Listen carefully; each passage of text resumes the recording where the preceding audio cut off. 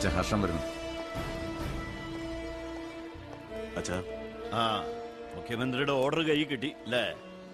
അച്ഛനെ അറസ്റ്റ് ചെയ്യാൻ മരുമകന് ഡ്യൂട്ടി. അവറാച്ചൻ കളിക്കട്ടോ, കളി അവിടെ വരെ പോകുന്ന കാണാം നമുക്ക്. അച്ഛനെ കോടതിയിലേക്ക് കൊണ്ടുപോയാൽ മതി. ജാമ്യത്തിനുള്ള ഏർപ്പാടൊക്കെ ഞാൻ ചെയ്തിട്ടുണ്ട്. വക്കീലുമായി ജോസ്പേട്ടൻ കോടതി വെയിറ്റ് ചെയ്യാ. നീ എങ്ങനെയാ എന്നെ കൊണ്ടുപോകുന്നത്? കാറിൽ ഫോളോ ചെയ്താൽ കാറിലോ? എന്റെ പട്ടി വരും. പോലീസ് ജീപ്പിന്റെ പിന്നിലിട്ട് തന്നെ എന്നെ കൊണ്ടുപോകണം. അതിനു മുമ്പ് ഈ മുറ്റത്തിട്ട് എന്നെ തല്ലി ചതയ്ക്കണം, മുടുമുണ്ട് വലിച്ചു പറിക്കണം. പിന്നെ പത്രക്കാരോ ചാനലുകാരോ ചോദിച്ചു കഴിഞ്ഞാൽ മുഖ്യന്റെ സ്പെഷ്യൽ ഓർഡർ ആണെന്നൊക്കെ പറഞ്ഞേക്കണം.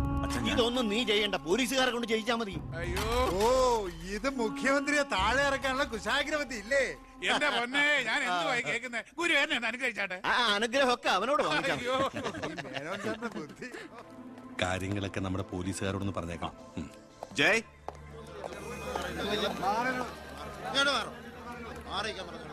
പത്രക്കാരും ചാനലുകാരും ഒക്കെ റെഡിയാ. എന്നാ പിന്നെ തുടങ്ങിക്കോ. നടക്കണം സാർ.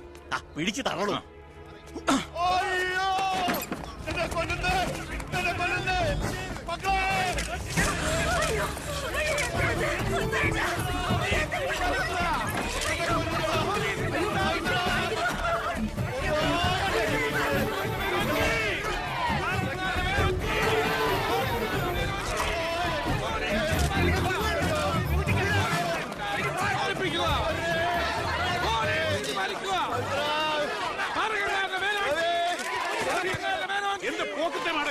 ഒരു മിനിസ്റ്ററല്ലേ അദ്ദേഹം? വീട്ടിൽ അനാവശ്യം കാണിക്കാതെ ബഹളം ഉണ്ടാക്കരുത്. ഇത് ചീഫ് മിനിസ്റ്റർ ഓർഡർ.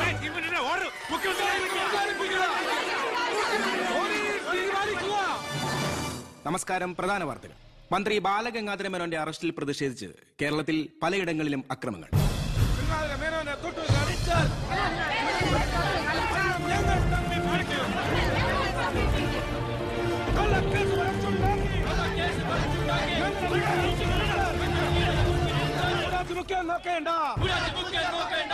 ഇപ്പോൾ കിട്ടിയത് അറസ്റ്റിലായിരുന്ന വിദ്യാഭ്യാസ മന്ത്രി ശ്രീ ബാലഗംഗാധര മേനോന് കോടതി ജാമ്യം അനുവദിച്ചു.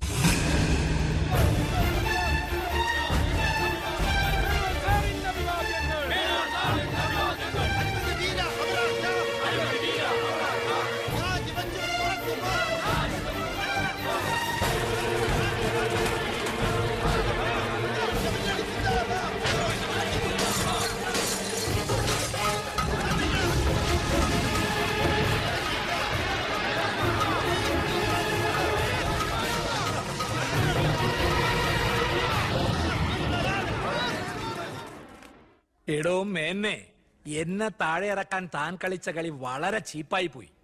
അവറാച്ചൻ എന്താ ഈ പറയുന്നേ? ഒന്നും പറയണ്ട, സൂത്രധാരൻ താനാണെന്ന് എനിക്കറിയാം. താൻ ഒന്നോർത്തോ, തനിക്കെതിരെയുള്ള വജ്രായുധ എന്റെ കയ്യിലുണ്ട്. ഞാൻ അതെടുത്ത് പ്രയോഗിക്കാൻ പോവുക.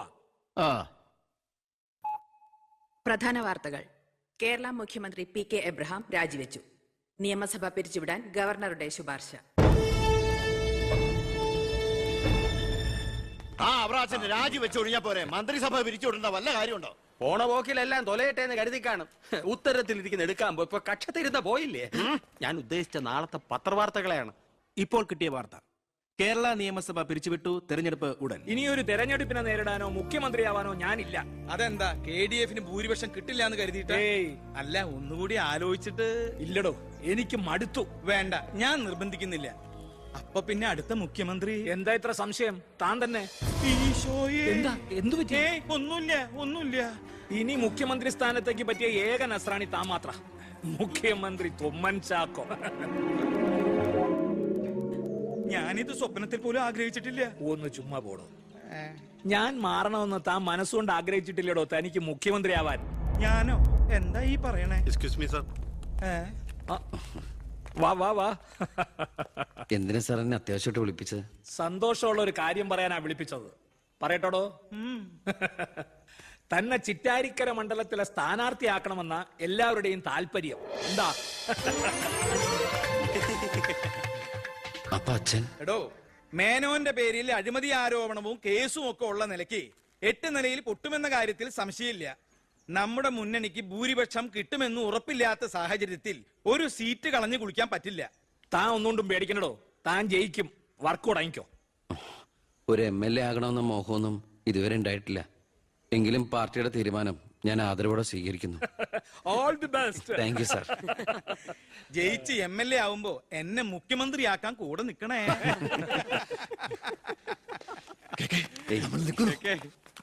ഞാൻ ജീവിച്ചിരിക്കുമ്പോ ചിറ്റാരിക്കര മണ്ഡലത്തിൽ പുതിയൊരു സ്ഥാനാർത്ഥിയെ കുറിച്ച് ചിന്തിക്കേണ്ട കാര്യമില്ല, അത് നടക്കില്ല. എടോ, കഴിഞ്ഞ 25 കൊല്ലമായിട്ട് ഞാൻ MLA ആയിരുന്നു, മന്ത്രിയായിരുന്നു. പക്ഷെ ജനത്തിന് ഇപ്പൊ തിരിച്ചറിവ് വന്നു തുടങ്ങി. എന്നെ ഓരോ സീറ്റും വിലപ്പെട്ടതാ. വാശിപ്പുറത്ത് അത് വെറുതെ പാഴാക്കി കളയരുത്. താനെ പോടാ അവിടുന്ന്. എനിക്കെതിരെ ഇതിലും വലിയ ആരോപണങ്ങൾ ഉണ്ടായിരുന്ന കാലത്തും കേരളം മുഴുവൻ ജനപക്ഷ തരംഗം ആഞ്ഞടിച്ചിട്ടും വൻ ഭൂരിപക്ഷത്തോടെ വിജയിച്ചവനാ ഈ ബാലഗംഗാധരൻ. ഇന്നിപ്പം പുളിച്ച പൗരധർമ്മം വിളമ്പുന്ന ഈ തൊമ്മിച്ചനടക്കം പലരും അന്ന് തോറ്റു തുന്നം പാടി ചരിത്രം മറക്കണം. ഞാൻ തോറ്റത് നിങ്ങളുടെ ഗ്രൂപ്പ് കാല് വാരിയതുകൊണ്ടാണ്. വേറെ ആരും അല്ലല്ലോ മേന്നെ, തന്റെ മകനല്ലേ സ്ഥാനാർത്ഥി. കൊള്ളാം. അവർ അച്ഛന്റെ 18ാമത്തെ അടവ് കൊള്ളാം. അച്ഛനെതിരായി മകനെ വെച്ച് കളിക്കുക. ഇതേ പിള്ളേര് കളിയല്ല. ജനപക്ഷത്തിന്റെ സ്ഥാനാർത്ഥി നിസ്സാരക്കാരനല്ല. എന്തൊക്കെ പറഞ്ഞാലും യോ മുഖ്യമന്ത്രി രാജിവെക്കുന്ന കാര്യമല്ല. പിന്നെ ചിറ്റാരിക്കര മേനോൻ സാറിന് തന്നെ വേണം. അതൊഴികെ മറ്റെല്ലാ സ്ഥാനാർത്ഥികളെയും നമുക്ക് അംഗീകരിക്കാം. പക്ഷേ മേനോൻ സാറിനെ മാറ്റി നിർത്തിക്കൊണ്ടുള്ള ഒരു ഒത്തുതീർപ്പിനും ഞങ്ങൾ ആരും തയ്യാറില്ല. അതെ, മേനോനെ സ്ഥാനാർത്ഥിയാക്കിക്കൊണ്ടുള്ള ഒരു ഒത്തുതീർപ്പിന് ഞങ്ങൾ നേരല്ല. പാർട്ടി പുലർത്തി പോകാൻ നിന്നവരവര് തെരഞ്ഞെടുപ്പ് പെട്ടെന്ന് വന്നപ്പോ ഇവിടെ തന്നെ കൂടി. ഈ മുന്നണി വിട്ടു എന്നാൽ പൂ വിട്ട് സ്വീകരിക്കും ജനപക്ഷ മുന്നണി. എന്റെ ഗ്രൂപ്പിന് KDF-ൽ കിട്ടുന്നതിനേക്കാൾ കൂടുതൽ സീറ്റ് കിട്ടുകയും ചെയ്യും. ദിവാകര, ഇനി ഇവിടെ നിൽക്കണ്ട, പാടോ പോകാം. അയ്യേ, നിങ്ങൾ ഇവിടെ ഇരിക്കി. ആരെങ്കിലും എന്തെങ്കിലും തമാശ പറഞ്ഞു വെച്ചാൽ അത് കാര്യാക്കുക. ചിറ്റാരിക്കരയിൽ മേനോൻ തന്നെ സ്ഥാനാർത്ഥി.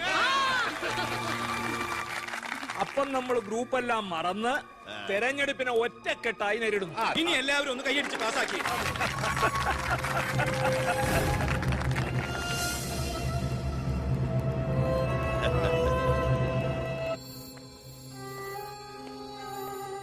വിഷമിക്കണ്ടോ, താൻ ചെറുപ്പമില്ലേ, ഇനി അവസരമുണ്ട് ഒരുപാട്. എനിക്കൊരു വിഷമമില്ല സാർ. ഒരു MLA ആകാൻ വേണ്ടി വ്രതം നോറ്റെടുക്കുന്ന ഒരാളല്ല ഞാൻ. അധികാരത്തിന്റെ അപ്പകഷ്ണം കിട്ടാൻ ചെയ്തു കൂട്ടിയ നെറുകേടുകളൊക്കെ പരസ്പരം മറക്കും, എല്ലാം പൊറുക്കും, എല്ലാവരും ഒന്നാക്കും. അധികാരം കിട്ടിക്കഴിയുമ്പോ പിന്നെയും തമ്മിൽ തല്ലും, പിരിയും. പക്ഷേ കൂടെ നിൽക്കുന്ന എന്നെ പോലുള്ള അണികൾക്ക് അത് ചിലപ്പോൾ ഉൾക്കൊള്ളാൻ കഴിഞ്ഞെന്ന് വരില്ല, എളുപ്പം ദഹിച്ചെന്ന് വരില്ല. വരട്ടെ സാർ.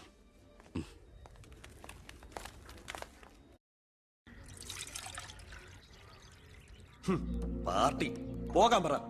അവരവരുടെ സീറ്റ് നിലനിർത്താൻ വേണ്ടി എല്ലാം മറന്ന് അവരൊന്നായി. തൊന്തയ്ക്ക് പറക്കാത്ത വർക്കം. ഈ നാറിയ രാഷ്ട്രീയ വ്യവസ്ഥയാണ് എതിർക്കേണ്ടതും പൊളിക്കേണ്ടതും. ഞങ്ങളുടെ ഒരു അഭിപ്രായം പറയട്ടെ, നീ സ്വതന്ത്രനായിട്ട് മത്സരിക്കണം. ശക്തമായ 2 മുന്നണികൾക്കെതിരെ മത്സരിക്കാനോ? എന്നിട്ട് കെട്ടിവെച്ച കാശിന് എവിടെ പോകും?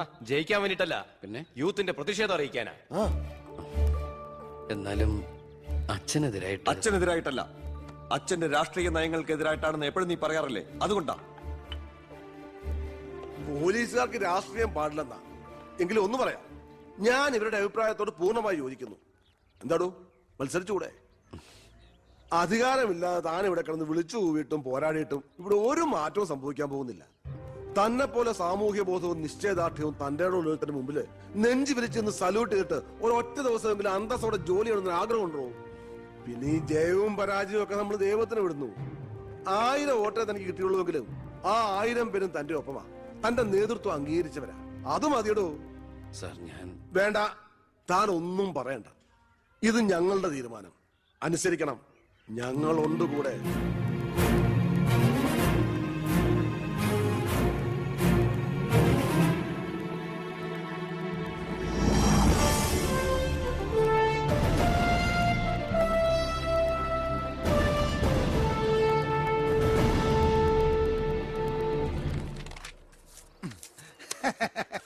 ഒരുപാട് തെരഞ്ഞെടുപ്പുകൾക്ക് ഞാൻ പോസ്റ്റർ ഒട്ടിച്ചിട്ടുണ്ട്. ഭയങ്കര രാശിയുള്ളവനാ ഞാൻ പോസ്റ്റർ ഒട്ടിച്ച ഒരു സ്ഥാനാർത്ഥിയും ഒരു ഇലക്ഷൻ ഇന്ന വരെ ജയിച്ചിട്ടില്ല. അതെന്റെ ക്വാളിഫിക്കേഷൻ. എന്റെ അമ്മയുടെ സത്യം. 77 തെരഞ്ഞെടുപ്പിൽ ഞാൻ പോസ്റ്റർ ഒട്ടിച്ച സ്ഥാനാർത്ഥി തോമച്ചാണ്ടി ഇടിവെട്ടേറ്റ് മരിച്ചു. 84 സ്ഥാനാർത്ഥി പാണ്ടിലോറി കയറി മയ്യത്തായി. പിന്നെ മരിക്കാത്ത സ്ഥാനാർത്ഥികൾക്ക് കെട്ടിവെച്ച കാശ് പോലും കിട്ടില്ല. പിന്നെ മൈക്ക് അനൗൺസ്മെന്റിൽ ഞാൻ ബഹുമെടുക്കാനാ.